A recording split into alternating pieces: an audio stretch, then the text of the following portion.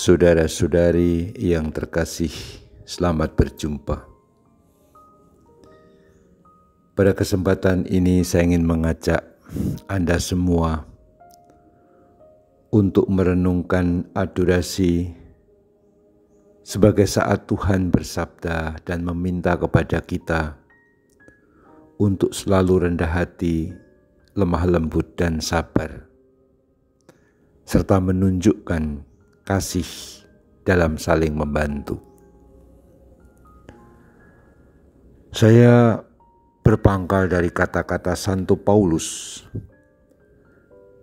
kepada umat di Efesus ketika dia menasihati umat Efesus supaya sebagai orang-orang yang terpanggil kita hidup sepadan dengan panggilan itu. Santo Paulus berkata begini, "Hendaklah kamu selalu rendah hati, lemah lembut dan sabar. Tunjukkanlah kasih-Mu dalam saling membantu." Kata-kata ini sebuah himbauan dan nasihat yang amat sangat baik, yang sangat relevan pula untuk kita. Untuk menjalani hidup ini dengan rendah hati, lemah lembut dan sabar, menunjukkan kasih dalam saling membantu. Dan itu bagi Santo Paulus adalah cara hidup yang sepadan dengan panggilan.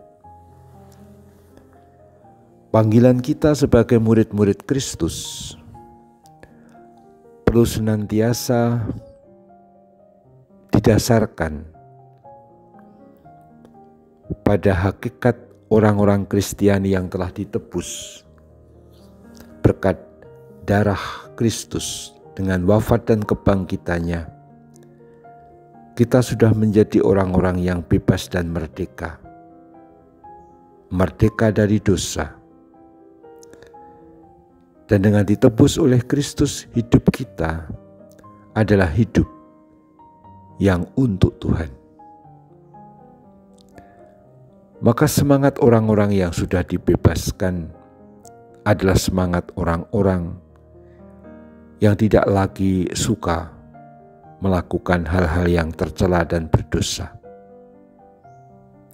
Sebaliknya, menjalani hidup ini dengan rendah hati. Sebab orang yang rendah hati itu senantiasa menyukakan hati setiap orang. Sebaliknya, orang yang sombong itu selalu bikin mangkel, bikin jengkel orang lain. Kita juga diminta untuk lemah lembut. Lemah lembut itu artinya selalu memberi ruang pada kasih, lebih memilih merawat dan memelihara daripada apalagi menyerang. Lebih senang dengan perlakuan yang memberikan ruang gerak pada setiap orang yang kita hadapi. Orang diperlakukan dengan lemah lembut, lawannya adalah diperlakukan dengan keras. Dengan keras dan menuntut. Dan kita juga diharapkan sabar. Lawan dari sabar tentu saja adalah marah, tergesa-gesa, serba menuntut.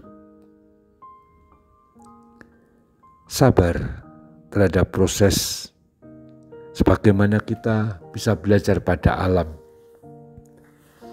Kalau kita menanam pohon, menanam tanaman buah, kita tanam hari ini tidak bisa langsung besok pagi sudah berbuah. dan tinggal metik. Ada proses yang harus dijalani dengan memelihara, dengan merawat, memberi pupuk, menghilangkan hama, dan seterusnya. Dan menunjukkan kasih dalam saling membantu. Di sekitar kita selalu ada orang-orang yang perlu kita bantu. Tidak harus berupa materi,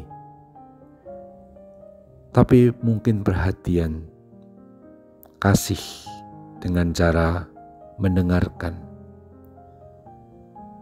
Kadang perlu membantu dalam bentuk tenaga. Kadang kita perlu membantu dengan memberi waktu. Hadir dalam hidup mereka.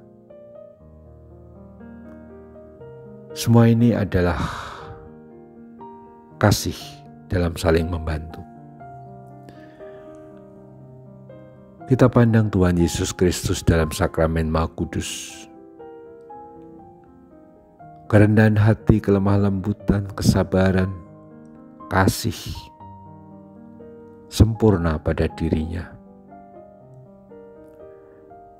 Dengan adorasi kita berharap kita mendapatkan rahmat tersebut.